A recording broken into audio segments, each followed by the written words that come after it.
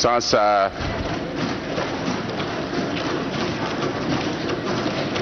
namwita mwakilishi wa wale wenye maoni ya wachache kwenye kamati namba 4 ili aweze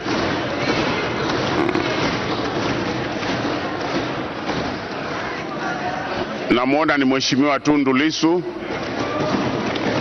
Wasubiri, unazo dakika 30. Karibu.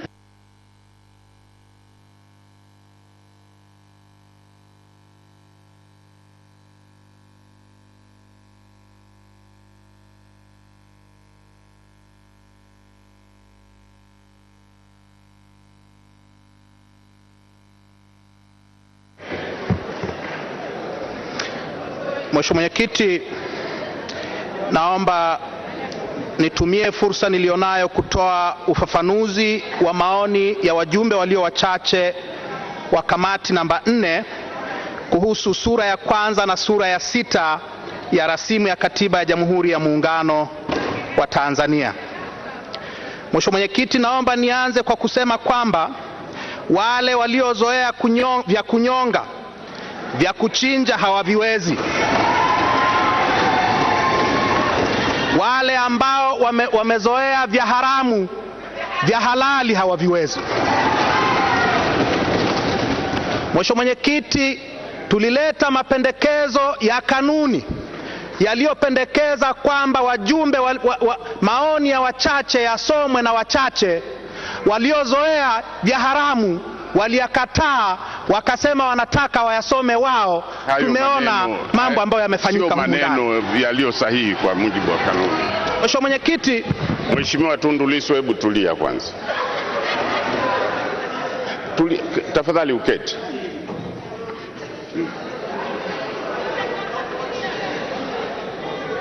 Mheshimiwa,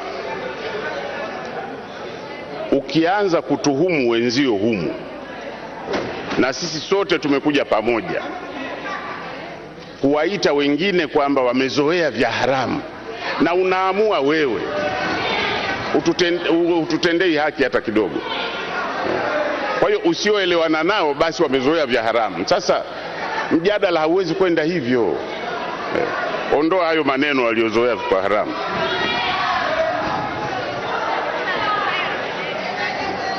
Mheshimiwa Mwenyekiti, nayaondoa hayo maneno.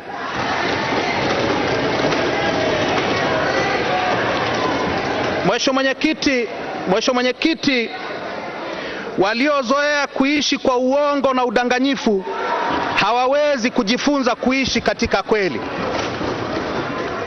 Waliozoea kuishi kwa uongo na udanganyifu hawawezi kujifunza kuishi katika kweli. Na Mheshimiwa Mwenyekiti, naomba nithibitishe maneno yangu haya kwa mifano minne ifuatayo. Mheshimiwa Mwenyekiti, katika kitabu kinachoitwa Pan-Africanism or Pragmatism, Profesa Shivji kwenye ukurasa wa 93 wa kitabu chake amesema kwamba hati ya makubaliano ya muungano haikuwahi kuthibitishwa na Baraza la Wawakilishi Zanzibar kwa miaka yote 50 tangu muungano uzaliwe mwaka 64. Na Profesa Shivji amesema katika kitabu hiki na katika kitabu kingine alichokichapisha mara ya kwanza 1990, Tanzania the Legal Foundations of the Union, kwamba nyongeza zote za mambo ya muungano tangu mwaka 64 mpaka leo ni haramu, ni batili. Lakini leo Profesa Shivji ndio mpiga debe mkubwa wa CCM na wa muungano huu. Mfano wa pili,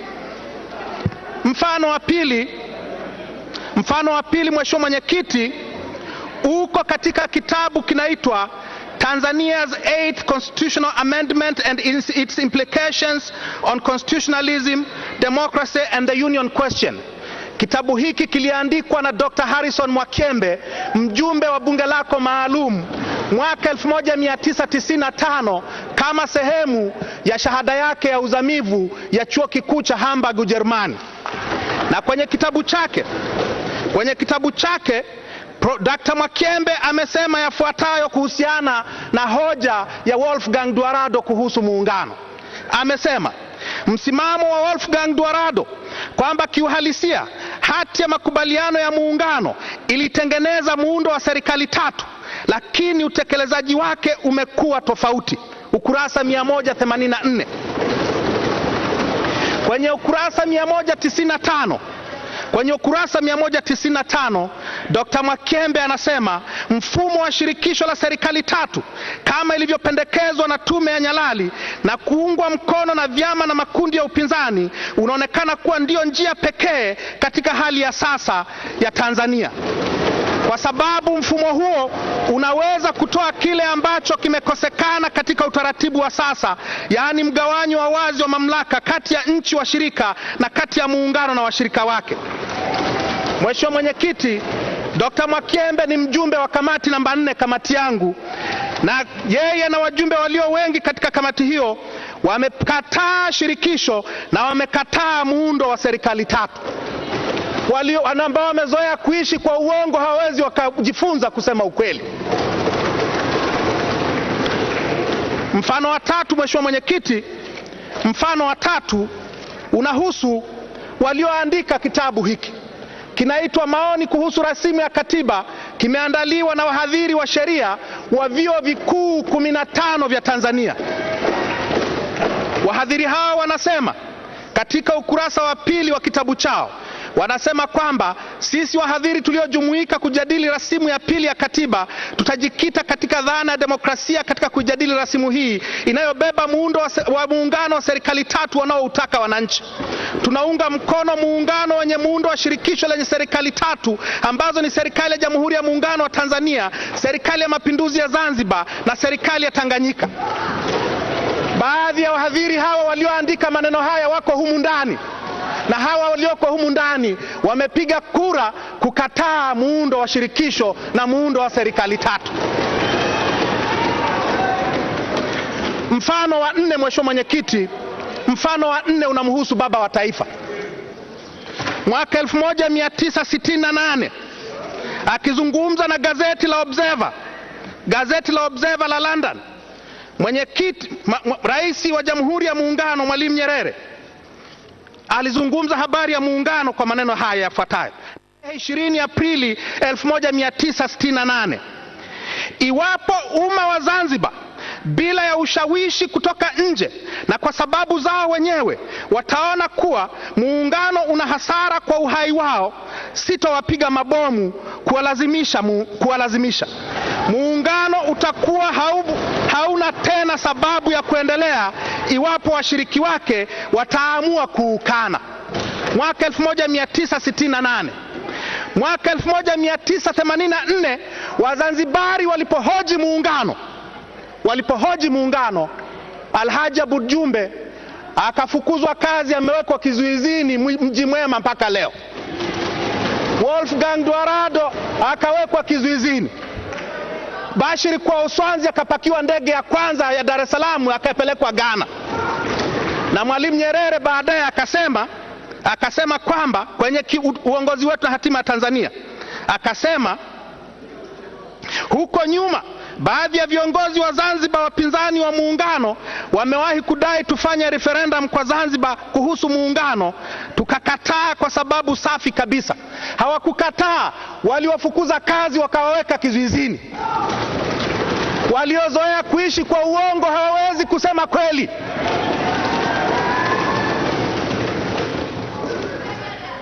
Mheshimiwa Mwenyekiti, wajumbe wengi wamekuja hapa wanasema tutavunja hati ya makubaliano ya muungano. Tutavunja hati ya makubaliano ya muungano. Swali la kwanza na la msingi kabisa linalohitaji kuulizwa, je, hati hii ipo?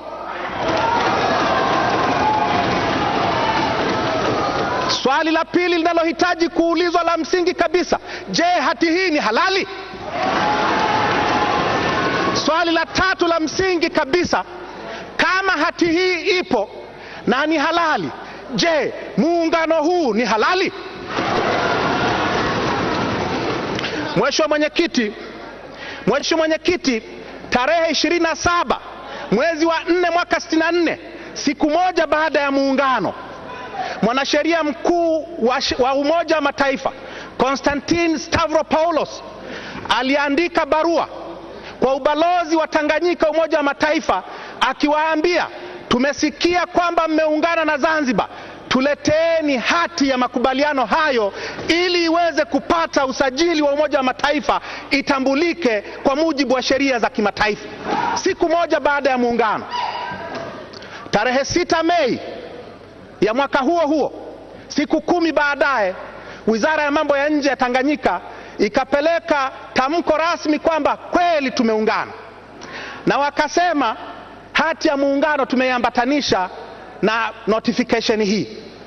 Hata hivyo, Mheshimiwa Mwenyekiti, tarehe 14 mwezi wa 5, wiki moja baadaye, Konstantin Stavropoulos, mwanasheria mkuu wa Umoja wa Mataifa, akaandika telex kwa serikali ya Tanzania akisema, tutumieni nakala 2 za hati ya makubaliano ya muungano ili tuisajili kwa mujibu wa ibara ya 102 ya United Nations Charter. Maana yake ni kwamba Wizara ya Mambo ya Nje ya Tanzania iliposema kwamba tumewaleteeni, hawakupeleka. Sasa Mheshimiwa Mwenyekiti, ushahidi kwamba Umoja wa Mataifa haujawahi kupelekewa hati ya muungano umepatikana mwaka 2009 na umepatikana tarehe 25 Machi, wakati afisa wa habari za kisheria wa kitengo cha mikataba ya kimataifa wa Umoja wa Mataifa wa ofisi inayoshughulikia masuala ya kisheria ya Umoja wa Mataifa, Bwana Andrei Kolomoets, alipomwandikia mtafiti mmoja aliyeandika kitabu hiki kwamba alimwandikia akamwambia maneno yafuatayo: hakuna ushahidi wowote kwamba hati ya makubaliano ya muungano ilisajiliwa kwenye sekretariat ya Umoja wa Mataifa.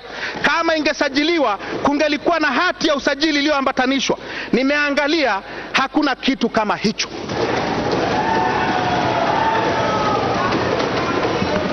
Mheshimiwa Mwenyekiti, hati ya makubaliano ya muungano haipo Umoja wa Mataifa na haipo Tanzania. Na ushahidi kwamba haipo Tanzania ni huu ufuatao. Mwaka 2005, Serikali ya Mapinduzi ya Zanzibar ilishtakiwa Mahakama Kuu ya Zanzibar, na mwanasheria mkuu wa Zanzibar akaambiwa, leta hati ya makubaliano ya muungano yenye saini ya Nyerere na Karume. Siku ya Jumamosi nilazimika kukatiza mjadala wakati ambapo Mheshimiwa Tundu Lissu alikuwa anatoa maoni ya wachache, ufafanuzi wa maoni ya wachache kwa ile kamati namba 4. Sasa baada ya kutazama yote pamoja na rekodi iliyoko hapa, nimearifiwa kwamba Mheshimiwa Tundu Lissu alibakiza dakika 16. Kwa hiyo nitampa hizo, lakini niseme tu kuanzia sasa, na kwa kuzingatia hali ya hewa ilivyo katika pwani ya nchi yetu, haitawezekana tuwe tunasimama kila matangazo ya TBC1 kwenye televisheni ya kikatika. Tunazingatia kwamba ipo redio na wananchi wengi wa Tanzania wanatazama redio, na mtu mwenye television haiwezekani kwamba hawezi kununua redio. Kwa hiyo hatuwezi kukatiza kila wakati. Ikiwa redio inaendelea, kazi yetu humu ndani itaendelea. Kwa ufafanuzi huo, sasa namwita Mheshimiwa Tundu Lissu amalizie dakika zake. Mheshimiwa Kigwangalla,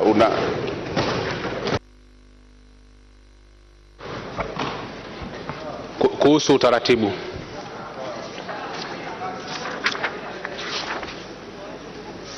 Endelea. Kuhusu utaratibu.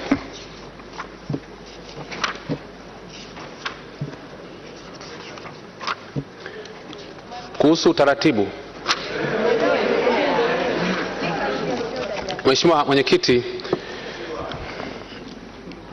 kwa mujibu wa kanuni ya 52 fasili ya pili, nimesimama kuzungumzia jambo linalohusiana na utaratibu, lakini pia isomwe kwa pamoja na kanuni ya 52 fasili ya 8, ambapo siku ya Jumamosi nilisimama hapa na kuomba mwongozo wako kuhusiana na jambo ambalo pia umelitolea ufafanuzi dakika chache zilizopita.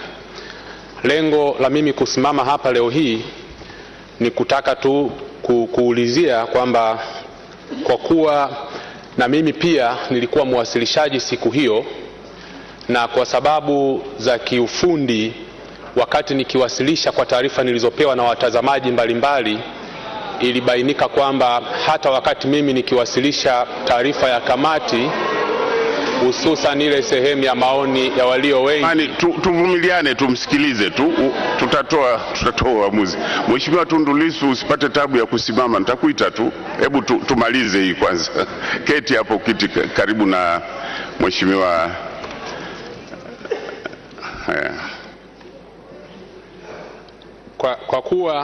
Kwa sababu za kiufundi wakati mimi pia nikiwasilisha taarifa ya kamati namba 4 kwa niaba ya wajumbe wenzangu, pia wananchi hawakupata fursa ya kunisikiliza kwa ukamilifu wake kutokana na sababu za kukatika kwa mawasiliano.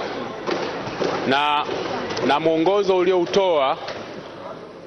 ulioutoa ili kumpa haki Mheshimiwa Tundu Lissu, ambaye pia tuna taarifa kwamba alikuwa amebakisha dakika 2 tu na wala sio 16, inaonyesha kwamba maelezo uliotupa ni kwamba Mheshimiwa Tundu Lissu amepata dakika 16, lakini pia hata mimi wakati nikiwasilisha mitambo ilikata mawasiliano, na kwa maana hiyo, kwa sababu ile ile kwamba wananchi wanatakiwa washirikishwe kwa ukamilifu wake kwa kufuatilia kwa ukaribu kabisa na kwa uhakika namna tunavyoendesha shughuli katika bunge maalum, ninaomba nielezwe kwamba ni sababu gani na kufanya umpe haki Mheshimiwa Tundu Lissu na uninyime mimi haki hiyo.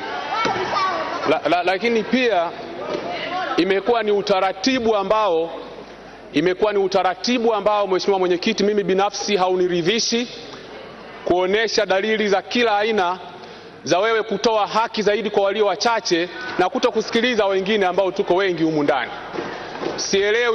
Sielewi msingi wa kufanya maamuzi hayo unayotoa wapi, na hii kwa mimi binafsi imekuwa ni mara 2, kwa sababu mara ya kwanza nilitumia kanuni ya 85(1) na 2, nikakuomba mwongozo wako kwamba wachache wasome maoni yao wao wenyewe, kwamba utengue kanuni, ulikataa. Lakini leo siku ya Jumamosi umetumia kanuni hiyo hiyo kutengua kanuni na kumpa fursa Mheshimiwa Tundu Lissu. Sasa Mheshimiwa Mwenyekiti, nataka nijue bunge hili unaliendesha kwa haki ama haki kwako wewe tafsiri yake ni kwamba ni kuwatetea tu walio wachache kwa sababu unahisi wanakandamizwa. Ninaomba nipate ufafanuzi wako. Mwenyekiti, mwongozo wa mwenyekiti. Hakuna mwongozo juu ya mwongozo. Ule ni utaratibu mwenyekiti. Waheshimiwa wabunge, nasikitika kutuhumiwa kwamba mimi nafanya upendeleo. Nasikitika sana kwa sababu mjue kwamba mimi nategemea wataalamu hawa mnawaona hapa kwenye meza, ndio wameshika saa, sitazami saa yangu, na ndio utaratibu wa mabunge yote duniani. Sasa ikiwa hawa watatu wamekosea, hiyo itakuwa ni bahati mbaya, lakini mimi hata leo tumeshauriana hapa, wamekuja kunieleza, wawili waliokuwa hapo mezani wametaja muda huo, wakizingatia muda ambao TV ilikuwa imekata mawasiliano na muda uliobaki kwa pamoja, wakaniambia ni dakika hizo. La pili, ni kweli Mheshimiwa Dr. Kigwangalla uliniletea nyumbani barua. Ndio, ni Jumapili, angefanyaje? Kwa nilikuwa ofisini mimi. Ameleta jana malalamiko, nikamwomba yaweke kwa maandishi kuhusu yeye pia kupatwa na hilo alilopatwa, kwa sababu ile ya kwanza ilikuwa Mheshimiwa Tundu Lissu haki yake tumetahadharishwa na Mheshimiwa Freeman Mbowe hadharani tukaambiwa kwamba hilo limetokea. Hili jingine sikutahadharishwa na mtu yoyote wala sikujua. Kwa hiyo sikilizeni waheshimiwa. Kwa hiyo nilipopata tu barua yake, mara moja nikamwita katibu wa bunge maalum alifanyie kazi mara moja, nione nichukue uamuzi gani. Katibu wa bunge maalum aliwasiliana na TBC1 jana hiyo, wakafuatilia muda wote ambayo inasemekana ama mawimbi yalikatika ya mawasiliano, na hilo analosema Mheshimiwa Dr. Kigwangalla halikuweza kuthibitika kiufundi.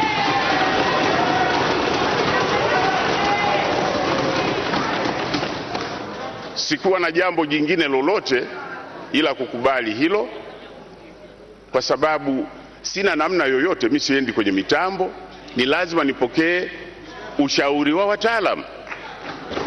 Kwa hiyo mimi nadhani kanuni zetu ziko wazi.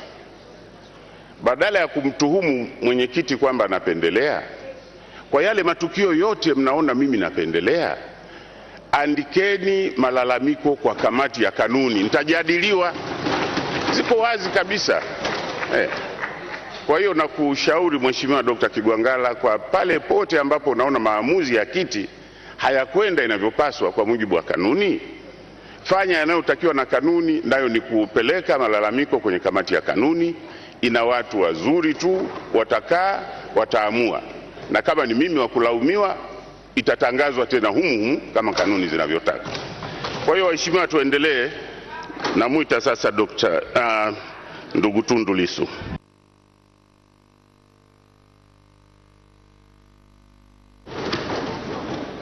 Mheshimiwa Mwenyekiti, nakushukuru sana, na naomba nianze kwa kusema Mheshimiwa Mwenyekiti kwamba kwa ushahidi wote ambao upo, hakuna hati ya makubaliano ya muungano mahali popote. Hati hiyo haipo Umoja wa Mataifa kama ambavyo tumeambiwa mara nyingi, kwa sababu haijawahi kupelekwa Umoja wa Mataifa. Hati hiyo haipo Zanzibar kwa sababu kwa ushahidi wa mwanasheria mkuu wa Zanzibar Idi Pandu Hassan, Zanzibar haijawahi kuwa na hati ya makubaliano ya muungano.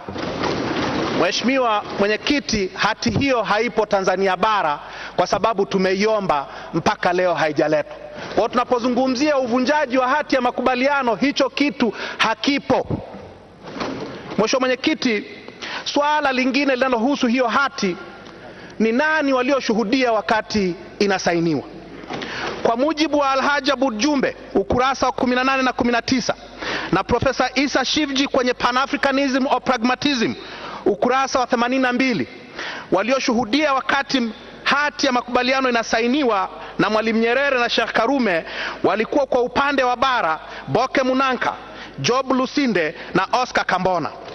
Kwa upande wa Zanzibar walikuwepo Abdalla Kasim Hanga, Abdulaziz Twala na Ali Mwinyigogo.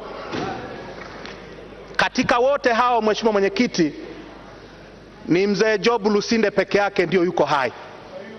Abdalla Kasim Hanga, Abdulaziz Twala, Ali Mwinyigogo waliuawa miaka michache baada ya muungano. Mwalimu na Sheikh Karume wametangulia mbele ya haki. Oscar Kambona na Boke Munanka wametangulia mbele ya haki. Kwa mtu pekee naona kuna taarifa. Tuanze. Mheshimiwa Mwenyekiti, Mheshimiwa Tundu Lissu alipotosha bunge. Mheshimiwa Mwinyigogo hakuuawa na amefariki miaka ya 2000. Kwa hivyo si kweli taarifa yake. Ali Mwinyigogo hakuuawa, amefariki. Aweke sawa taarifa yake. Naam, taarifa nyingine.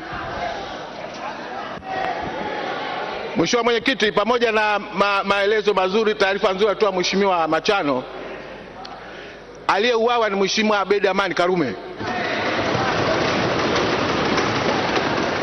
na waliomuua wapinga mapinduzi na wapinga muungano huu.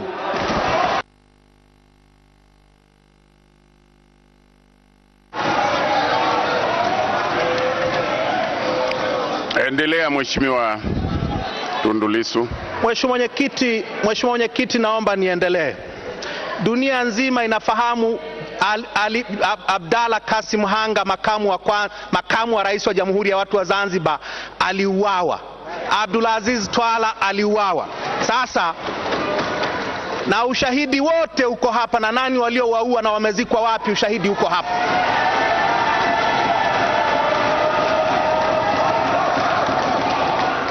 Mheshimiwa Mwenyekiti, hakuna kitu kinaitwa hati ya makubaliano ya muungano ambayo tunaweza tukasema hapa kwamba inakiukwa na mapendekezo ya serikali tatu ya tume ya Warioba. Mheshimiwa Mwenyekiti, Alhaji Aboud Jumbe amesema katika kitabu chake kwamba kwa miaka yote imekuwa dhambi kuzungumzia hati ya makubaliano ya muungano, imekuwa hati kuzungumzia hati ya kuzaliwa ya muungano. Nadiriki kusema Mheshimiwa Mwenyekiti, imekuwa dhambi kuzungumzia hati ya makubaliano ya muungano kwa sababu haipo. Kwa sababu kilichokubaliwa na Nyerere na Karume hakiwezi kuthibitishwa na mtu yeyote kwa sababu hakipo. Sasa Mheshimiwa Mwenyekiti, naomba nijibu swali la pili. Swali la kwanza kwamba kuna hati au hakuna, nimelijibu kwamba hati hiyo haipo. Sasa swali la pili ni je, hata kama ilikuwepo, je, hati hii ni halali? Naomba nijibu swali hili. Mheshimiwa Mwenyekiti, ile ambayo iko katika sheria ya mapatano ya muungano iliyopitishwa na bunge la Tanganyika inaelezea katika aya ya 8 kwamba ili muungano uwe halali lazima upate ridhaa ya mabunge mawili, bunge la Tanganyika na bunge la Zanzibar la wakati huo, yaani Baraza la Mapinduzi kwa pamoja na Baraza la Mawaziri la Zanzibar la wakati huo. Ndio ibara ya 8 inavyosema. Sasa Mheshimiwa Mwenyekiti, inajulikana na ni kweli kwamba bunge la Tanganyika lilipitisha sheria ya kuthibitisha mapatano ya muungano. Kwa upande wa Zanzibar kuna waraka unaoitwa The Acts of Union of Tanganyika and Zanzibar, yaani sheria za muungano wa Tanganyika na Zanzibar, zilizochapishwa katika gazeti la serikali la Jamhuri ya Muungano la tarehe 1 Mei 1964. Waraka huo unadai kwamba sheria ya kuthibitisha makubaliano ya muungano kati ya Jamhuri ya Tanganyika na Jamhuri ya Watu wa Zanzibar ilipitishwa na Baraza la Mapinduzi Zanzibar kwa kushirikiana na Baraza la Mawaziri siku ya tarehe 25 Aprili 1964. Waraka huo ulisainiwa na kaimu mwanasheria mkuu wa Tanganyika P.R. Nines Fifut. Kuhusu waraka huu, Profesa Issa Shivji amesema katika kitabu chake Pan-Africanism or Pragmatism, Lessons of Tanganyika Zanzibar Union kwamba kile kinachoitwa sheria ya kuthibitisha makubaliano ya muungano wa Tanganyika na Zanzibar iliandaliwa na kuandikwa na maafisa wa Tanganyika wakiwa Tanganyika. Hii ni kwa sababu ya ukweli wa kisiasa uliokuwepo wakati huo ambapo Baraza la Mapinduzi kwa ujumla wake halikukubali muungano. Hakuna shaka kwamba muungano ulilazimishwa. Hivyo maafisa wa kisheria wa kigeni wa serikali ya Tanganyika waliokuwa pia marafiki wa Nyerere walitumia mbinu ya kisheria ya kuchapisha sheria ya kuthibitisha muungano wa Tanganyika na Zanzibar inayodaiwa kutungwa na Baraza la Mapinduzi Zanzibar, walioitengeneza wao katika gazeti rasmi la serikali ya Jamhuri ya Muungano chini ya saini ya kaimu mwanasheria mkuu wa Tanganyika Nines Fifut. Aliyekuwa katibu wa Baraza la Mapinduzi na katibu wa Baraza la Mawaziri wa serikali ya Jamhuri ya Watu wa Zanzibar kati ya tarehe 18 Januari hadi Juni 1964, Salim Said Rashid, ametamka yafuatayo katika hati ya kiapo iliyowasilishwa mahakamani katika Mahakama Kuu ya Zanzibar tarehe 22 Aprili 2006.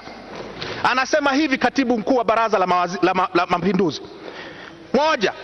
Kwamba yeye hakuwahi kupokea maagizo kutoka kwa rais wa Zanzibar kwa ajili ya kuitisha kikao cha kujadili na kupitisha mkataba wa kuunganisha Jamhuri ya Watu wa Zanzibar na Jamhuri ya Tanganyika. 2. Kwamba swala la kuunganisha Jamhuri ya Watu wa Zanzibar na Jamhuri ya Tanganyika halikuwahi kujadiliwa na kikao chochote cha Baraza la Mapinduzi na Baraza la Mawaziri la serikali ya Zanzibar au kujadiliwa na taasisi yoyote ya serikali ya Zanzibar. 3.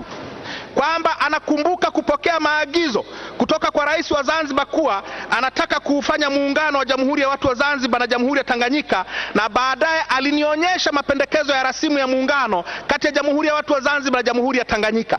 4, kwamba rasimu hiyo ililetwa na mawaziri kutoka serikali ya Jamhuri ya Tanganyika na kukabidhiwa rais ikiwa tayari imeshaandikwa kuunganishwa jamhuri hizi mbili. 5, baada ya kuonyeshwa mapendekezo hayo ya muungano, anasema Salim Said Rashid, niliagizwa na rais wa Zanzibar nisimuonyeshe mtu yeyote na wala asipewe mwanasheria wa serikali ya mapinduzi. 6, kwamba sikupata maagizo yoyote kutoka kwa rais ili kuwajulisha viongozi wa Baraza la Mapinduzi juu ya kuitisha kikao au kuja kushuhudia makubaliano ya kuunganisha nchi ya Zanzibar yakitiwa sahihi. 7, kwa sababu hiyo hakuna shughuli yoyote au kikao chochote kilichofanyika kwa ajili ya kutia saini mkataba wa muungano kwa mujibu wa decree namba 5 ya mwaka 64 ya serikali ya Jamhuri ya Watu wa Zanzibar. 8, Bwana Salim Said Rashid anaelezea utaratibu uliotakiwa kufuata. Anasema yafuatayo: kwa mujibu wa Presidential Decree ya 1964, kila jambo lilitakiwa kujadiliwa na kikao cha Baraza la Mapinduzi na kuarifiwa mwanasheria mkuu atayarishe Presidential Decree kwa mujibu wa utaratibu. Tafadhali, kuna taarifa? Mheshimiwa Dr. Kigwangalla. Mheshimiwa Mwenyekiti, naomba kutoa taarifa. Hili ni jambo nyeti sana la kitaifa, hatuwezi kuvumilia upotoshaji. Naomba nimpe taarifa msemaji. Mheshimiwa Mwenyekiti, kwa kuwa wananchi wanatusikiliza, naomba nimnukuu Profesa Isa Shivji katika kitabu chake hicho hicho ili kutumia kumpa taarifa. Tumsikilize. Lazima tutoe nafasi sawa. Hapana.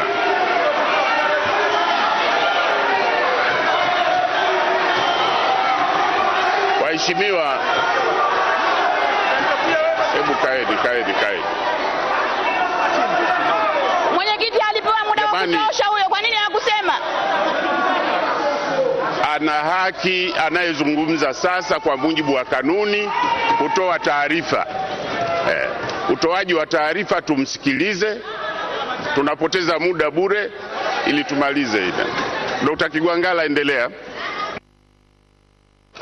Mheshimiwa Mwenyekiti, taarifa yangu ni fupi sana tu kwamba kwa mujibu wa Profesa Shivji ni kwamba siku ya tarehe 25 hadi tarehe 12 Mei, tarehe 25 Aprili mpaka tarehe 12 Mei mwaka 1964 katika ukumbi wa Bunge la Jamhuri ya Muungano wa Tanzania, ambapo kulikuwa kuna sherehe za kubadilishana hati za makubaliano ya muungano, anasema Profesa Shivji kwamba akiwemo baba wa taifa Mwalimu Julius Kambarage Nyerere, lakini pia mzee Abeid Amani Karume, lakini zaidi ya hapo walikuwepo mawaziri 5 ambao walikuwa wakiitwa kama Revolutionary Council members, kwa maana ya wajumbe wa Baraza la Mapinduzi, ambao nitawataja. Kwa mujibu wa Profesa Shivji ni kwamba siku hiyo walibadilishana instruments of ratification na walikuwepo Hanga, alikuwepo Babu, alikuwepo Moyo, Wakili na Karume mwenyewe. Hawa ndio watu 5 ambao waliunda Baraza la Mapinduzi la kwanza kule. Sasa na hii, Mheshimiwa Mwenyekiti, na taarifa hii kwamba walibadilishana kwenye bunge hapa, kwenye bunge instruments of ratification, wakiwepo wajumbe 5 wa Baraza la Mapinduzi, inafuta uongo unaoelezwa na msemaji anayesema hapa kwamba hakukuwa na ratification. Sasa na taarifa hizi kwa faida ya wajumbe walioko hapa, kwa faida ya wajumbe na kwa faida ya wananchi, zimo kwenye Hansard na wale wajumbe wa Baraza la Mapinduzi. Imetosha. Umetoa taarifa, basi inatosha. Anachangia hoja. Mheshimiwa Tundu Lissu, baada ya taarifa endelea. Mheshimiwa Mwenyekiti, nusu karne ya uongo iishe.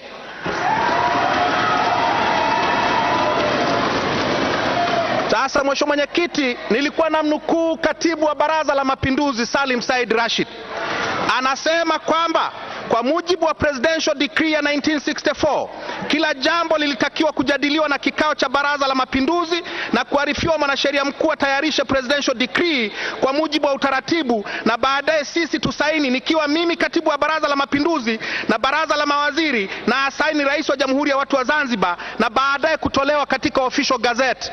Huu ndio ulikuwa utaratibu, na kwa sababu utaratibu huu haukufuatwa, Salim Said Rashid anasema kitendo cha kuunganisha Jamhuri ya Watu wa Zanzibar na Jamhuri ya Tanganyika hakikupata baraka za Baraza la Mapinduzi na kuthibitishwa na kikao halali cha Baraza la Mapinduzi. Mheshimiwa Mwenyekiti, ushahidi wa mwisho unatoka kwa Abu Jumbe. Kwenye kitabu chake anasema ilikuwa ni asubuhi ya tarehe 24 mwaka Aprili 1964 pale Julius Kambarage Nyerere alipowasili Zanzibar. Rais huyo wa Jamhuri ya Tanganyika alikuja na nakala ya mapendekezo ya mkataba uliotayarishwa Tanganyika na ulioandikwa kwa lugha ya Kiingereza. Naomba utulivu tafadhali. Waraka huo uliwakilisha jumla ya makubaliano ambayo yalifikiwa siku hiyo hiyo baina ya rais wa Jamhuri ya Tanganyika Nyerere na rais wa Jamhuri ya Watu wa Zanzibar Karume. Makubaliano haya kwanza yalitiwa saini katika Ikulu ya Zanzibar, na hao baadaye ndio ikawa mkataba wa Muungano. Sasa Jumbe anasema, mimi nilikuwa mjumbe wa Baraza la Mapinduzi kwa wakati mmoja au mwingine, kwa cheo kimoja au chengine, kutokea kuanzishwa kwa baraza hilo hapo Januari 64 mpaka 1984, na nimeshindwa katika kumbukumbu zangu kupata ushahidi wa kufanyika kikao cha Baraza la Mapinduzi kama ni Zanzibar au Dar es Salaam ili kuthibitisha mkataba wa Muungano. Mheshimiwa Mwenyekiti, hati za makubaliano ya Muungano hazikuthibitishwa na Zanzibar, na Muungano, hati kama zipo kweli, hati hizo si halali kwa sababu hazikuwahi kupata ridhaa ya wananchi wa Zanzibar. Sasa Mheshimiwa Mwenyekiti, hizo siku za kwanza za Muungano ni kipindi muhimu sana, waheshimiwa wajumbe, mkakielewa, kwa sababu mambo makubwa yalitokea katika hiyo miezi miwili ya kwanza. Naomba nizungumze kile ambacho wamekiita watu wengi Tanganyika kuvaa joho la Tanzania, Tanganyika kujigeuza kuwa Jamhuri ya Muungano. Na naomba ninukuu yaliyoandikwa katika kitabu cha mzee Pius Msekwa. Siku hiyo ya Muungano, tarehe 26 Aprili 64, Mwalimu Nyerere alitunga amri, decree, na mnafahamu decree huwa zinatungwa na walioingia madarakani kijeshi au na wafalme, lakini Mwalimu alitunga decree. Alitunga decree mbili siku hiyo hiyo ya Muungano. Decree ya kwanza inaitwa amri ya masharti ya mpito ya mwaka 64. Kwa amri hiyo waheshimiwa wajumbe na Mheshimiwa Mwenyekiti, amri hiyo iliwabadilisha watumishi wote wa serikali ya Tanganyika na kuwafanya kuwa watumishi wa Tanzania wa Jamhuri ya Muungano wote, kuanzia mfagizi wa mahakama ya mwanzo mpaka rais mwenyewe wakawa watumishi wa serikali ya Jamhuri ya Muungano kwenye mambo ya Muungano na kwenye mambo ya Tanganyika. Pili, amri hiyo iligeuza mahakama kuu ya Tanganyika kuwa mahakama kuu ya Jamhuri ya Muungano. Tatu, sheria hiyo iligeuza nembo ya taifa ya Jamhuri ya Tanganyika, hiyo bibi na bwana, iligeuzwa na kuwa nembo ya taifa ya Jamhuri ya Muungano. Hiyo ni nembo ya Tanganyika. Siku hiyo hiyo, Mheshimiwa Mwenyekiti, una dakika 3 Mwalimu Nyerere, Mheshimiwa, nimevurugwa sana hapa. Siku hiyo hiyo, Mheshimiwa Mwenyekiti, Mwalimu Nyerere alitunga amri nyingine inaitwa amri ya katiba ya muda, na amri hiyo ilisema kwamba katiba ya Tanganyika ndio itakuwa katiba ya Jamhuri ya Muungano. Maana yake ni kwamba Mwalimu Nyerere na serikali ya Tanganyika ilijiingiza kwenye masuala ya Zanzibar kwa kuifanya katiba ya Tanganyika kuwa katiba ya Zanzibar vile vile. Mheshimiwa Mwenyekiti, tarehe 15 Juni 1964 Mwalimu Nyerere alitunga amri ya 3 inaitwa amri ya masharti ya mpito namba 2 ya mwaka 64. Kwa amri hiyo ilielekezwa kwamba mahali popote ambapo sheria zimetaja neno Tanganyika ziseme Jamhuri ya Muungano. Mahali popote ambapo kuna kitu kinamilikiwa na serikali ya Tanganyika iseme kinamilikiwa na serikali ya Jamhuri ya Muungano. Sasa Mheshimiwa Mwenyekiti, Mzee Msekwa anasema yafuatayo kuhusu hizi amri tatu. Anasema kwamba uhai wa Tanganyika ulitolewa kwa njia hiyo ya amri. Athari za jumla za amri hizi ni kwamba eneo la kisiasa ambalo ndio ilikuwa Tanganyika lilitolewa uhai wake moja kwa moja kwa amri. Hii ndio sababu hata jina la eneo la kijiografia lililojulikana zamani kama Tanganyika ilibidi libadilishwe na kuwa Tanzania Bara.